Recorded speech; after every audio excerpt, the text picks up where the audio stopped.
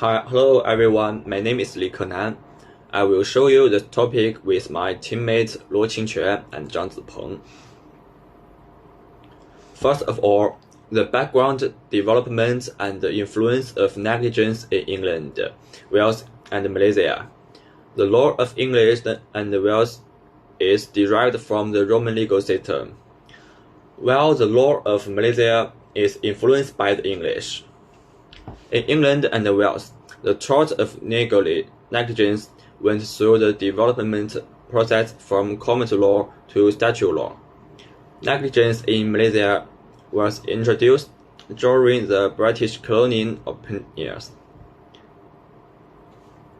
Negligence has an important impact in both Malaysia and England and Wales, as it protects the rights of citizens and maintain social stability. The development of negligence in Malaysia and England and Wales has had an important impact on the world.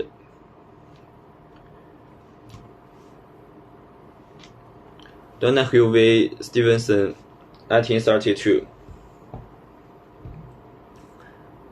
Facts of the case.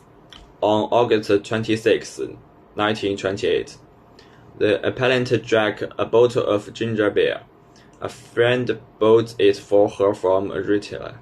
The bottle contained the remains of the rotting snail and was not discovered until most of the contents of the bottle had been eaten. She therefore claims that at this stage, her allegation must be taken to be true, that she suffered shock and severe gastroenteritis, so she filed the lawsuit. The main ratio of the verdict density. The manufacturer has an obligation to ensure that his products do not cause harm to consumers when used reasonably. In addition, the manufacturer should take all reasonable steps, well typically and economically reasonable, to try prevent defects in the product. Most importantly, in this case, the court found that manufacturers supply products to consumers with a neighborhood principle, meaning that consumers buy such products with a reasonable expectation that those products will be safe. The development of the tort of negligence, the Donahue v. Stevenson case, is a landmark case of tort of negligence in England common law, which established the principle of the duty of the reasonable care and made tort law more perfect in protecting individual rights and interests. In part, the Donahue v. Stevenson decision has a profound impact on the tort law in England and Wales, as well as in Commonwealth countries such as Malaysia. Capital v. Dickman, 1990. The facts of the case: an accounting firm has appealed against a court of appeal ruling that accountants owe a duty of care to apparent shareholders when submitting audit reports required by statutes. The claim is for negligence misstatements. Capital bought share in the company, and the report was made as a part of the acquisition. The appellant relied on the finding of the report. However, it was later found that as a result of the report misrepresented the company, which is to lend the company losses. The main ratio density of the judgment. The key factor to consider in establishing professional responsibility are predictability, relevance, and fairness. This test emphasizes the extent of the professional responsibility, especially for professionals such as accountants, when their actions have an impact on others. In addition, this test can be applied in other cases of the infringement to determine whether legal liability exists. The development of tort of negligence. Capital v. Dickman is an important case of tort in negligence in English case law, which established the standard for determining whether torts of negligence exist, namely the three-part test. Impact. The Capital V case has a profound impact on the law of tort of negligence in England and Wales. It clarifies the alignment of tort of negligence and provides the guidance for subsequent cases. Nettleship v. Weston, 1971.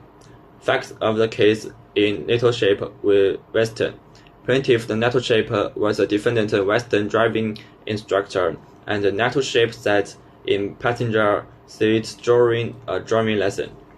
During the course, Weston failed to control his vehicle, causing it to crash into a lamp post, injuring Nettleship.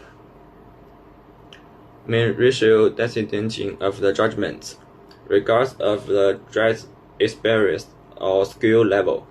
They must operate the vehicle in the sensible and reasonable manner to ensure safety and avoid causing harm to others. This principle of liability for negligence emphasizes of driver's moral obligation and responsibility, and lays the foundation for the legal development and the influence of negligence tort. Development of tort of negligence. The Nettleship v. Weston case is regarded as an important test case in English.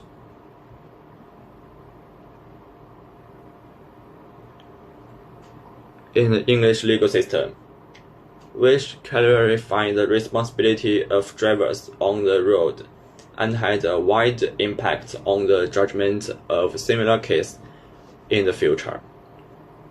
It emphasizes the importance of the principle of the liability for negligence acts, namely that individuals should bear the responsibility for civil consequences that may result from their actions. Impact. The verdict reminds drivers to be alert and attentive at all times, and provides a reference for defining responsibility in the event of an accident. In the case of Blum and Friend Hospital Management Committee, 1957, Mr. Blum, a patient undergoing electroconvulsive therapy, suffered bilateral hip fractures during the treatment. He argued that the doctors were negligent for not administering muscle relaxant or physically restraining him during the procedure. The case revolved around the standard of care owed by medical professionals to their patients. The key issue was whether the doctor's actions aligned with the standard of care expected of a reasonable medical professional. The court ruled that a doctor is not negligent if they act in accordance with a practice accepted as proper by a reasonable body of medical opinion, even if other doctors may have taken a different approach. This established the Blum test, which held that a doctor is not negligent if their action align with the practice supported by a reasonable body of medical opinion within their field, even if there are differing opinions or approach with their profession. This principle has had a significant impact of determining medical negligence cases by emphasizing the importance of professional consensus within the medical field. In the case of Rogers and Whitaker, 1992, Mr. Whitaker underwent surgery to remove a cataract in one eye. She had some vision in her other eye, but was concerned about the risks involved in the surgery, particularly in the risk of sympathetic ophthalmia, a rare condition where tumor to one eye could cause inflammation and damage to the other. Before the surgery, Mr. Whitter inquired about the risk of sympathetic obsama, and the surgery reassured her that the chance was so small that she need not worry. However, unfortunately, she developed a sympathetic obsama in her other eye after the surgery, resulting in severe vision impairment. The case revolved around the duty of care owed by a doctor of fully inform a patient about the risks associated with purpose treatment on surgery. The court ruled doctors have a duty to disclose medical risks that a reasonable person in the patient's position would consider significant when making a decision about treatment. The judgment in Lodges and Whitaker, 1992, shifted the perspective on informed consent in medical procedures. It established the Bloom test principle while also introducing the reasonable person standard in assessing what information should be disclosed to patients. It established the Bloom test principle while also introducing the reasonable person standard in assessing what information should be disclosed to patients. According to this ruling, doctors should disclose the information about considered significant for their decision-making purposes, regardless to what a body of medical opinion might consider necessary to disclose. This case significantly influenced the concept of informed consent in medical law by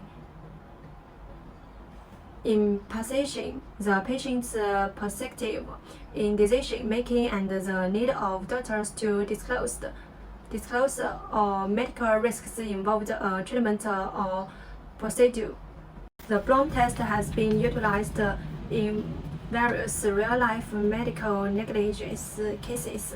Here are a few examples. McMary and Lancashire Hillsbrand, 2015. This case involved a woman, Mrs. McMurray, who wasn't informed of the risk of shoulder distortion during childbirth due to her small stature and diabetic condition. The court ruled that the Bloom test didn't fully apply that. It emphasized that doctors have a duty to disclose the medical risks that the reasonable patient would find significant, departing of Bloom, and highlighting the patient-centric approach of information consent. Nathan and Shirt, 2011. Nathan, a person, suffered a heart attack while in custody, but the person himself didn't promptly recognize his condition. The Bloom test was applied here to assess whether the actions of the medical staff aligned with accepted medical practices. The court evaluated whether a reasonable body of medical practitioners would have taken similar actions in such circumstances. These examples showcase instances where the Bloom test has been used to evaluate the actions of medical professionals and determine whether their conduct aligned within their field. Additionally, this case also highlights the evaluation and sometimes the limitation of the Bloom test in shaping the legal landscape concerning medical negligence and the patient's case. The Wigan case, 1961, is a significant landmark in the field of tort law, particularly in the context of the tort of negligence. The case involved an incident where a ship, the Wigan leaked furnace oil in Sydney Harbour. Subsequently, some cotton debris caught fire due to sparks from nearby Wigan works, resulting in a large fire that caused extensive damage to the wharf owned by Million Steamship Sail. The key issue was whether the ship's owners could be held liable for the damage caused by the fire, even so they could not have reasonable recourse in such an outcome. The House of Lords, in this judgment, established the principle of foreseeability and reasonable foreseeability in negligence. It held the liability for negligence arises when the harm caused is reasonable foreseeability by the defendant. In this case, the ship's owner could not have foreseen that the steel oil could cause the fire due to its particular properties, including being non-flammable on water. Therefore, they were not liable for the damage caused by the fire. The case set a precedent in negligence law, emphasizing that foreseeability of harm is crucial in determining liability of negligence. It established that for negligence to exist, the harm caused must be reasonably foreseeable by a reasonable person in the defendant's position. The Wagenmund case helped clearly find and refine the principles of foreseeability and causation in negligence law, influencing subsequent cases and legal interpretation globally. The legal principle of foreseeability is a crucial aspect of many negligence cases, where courts consider whether a reasonable person could have foreseen the consequence of their actions. Here are a few notable cases that rely on the concept for foreseeability. Head of London Electricity Board, a young boy climbed an electricity substation and was electrocuted. The court held that the risk of a child gaining access and being injured was foreseeable. The Electricity Board was found liable because they could have reasonably foreseen dangers and taken measures to prevent access. Kentucky Fried Chicken with dogs. In this case, a woman was attracted and injured in a KFC parking lot. The court held that the restaurant owed a duty of care to its customers and should have foreseen the risk of violence in its premises. Therefore, they were liable for injuries suffered by the woman. These cases demonstrate how the principle of foreseeability played a vital role in establishing liabilities in negligence. Courts assessed whether a reasonable person in the defense person's positions could have foreseen the harm that resulted from their actions or inactions. If the harm was foreseeable, the defendant may be held liable for negligence.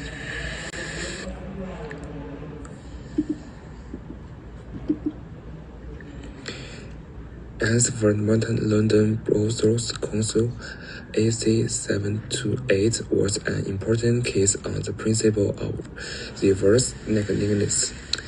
In the case, the plaintiff claims that structural defects in the roof of the house caused her to suffer property damage, and that the city council failed to properly supervise and repair these defects. The court ruling states that government agencies and engineers have a responsibility to ensure the safety of buildings and are liable for failure to fulfill this duty and cause damage to others. The ruling opens the way for victims and to seek compensations and has implications for the law in England and Wales. The precedent set in that case was further developed and limited in subsequent cases. This case built on the compares test, establishes a two-stage approach to determine whether a duty of care exists. The first stage considers whether the relationship between the parties is close enough, and the second stage considers whether the implications of the duty of care is fair, just, and reasonable. Summarized in Malaysia and the United Kingdom, the concept of tort of negligence is crucial to civil liabilities law since it makes a defense accountable for damage if they violate the standard of reasonable care. This idea has been refined over time, hold a significant positions in the legal system.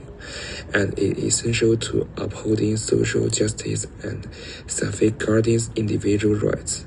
In action, a few instructive cases involving negligence torts have a significant influence on the law and legal system.